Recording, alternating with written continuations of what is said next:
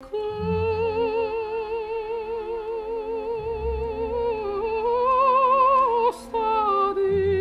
photographies, taillées à la mesure des rages, des luttes et de la virulence de notre société contemporaine.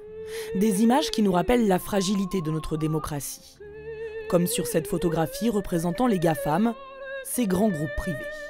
C'est des savants fous, c'est-à-dire c'est des gens qui passent leur temps, évidemment, pour des raisons uniquement commerciales et de pouvoir, d'enregistrer cette conscience des hommes et savoir tout sur les gens.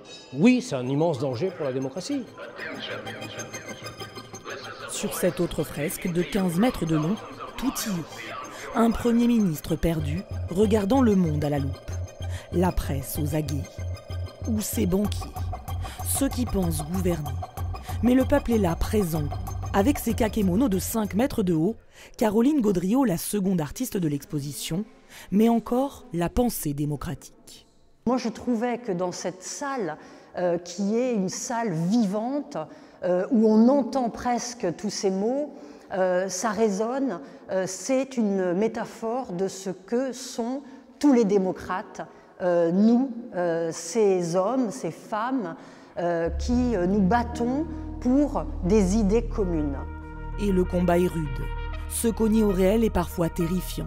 C'est ce que soulignent les deux artistes. L'humain peut se perdre dans la société contemporaine en faisant du bonheur une fin en soi. On ne peut pas vivre dans un bonheur total et permanent. Ça n'existe pas.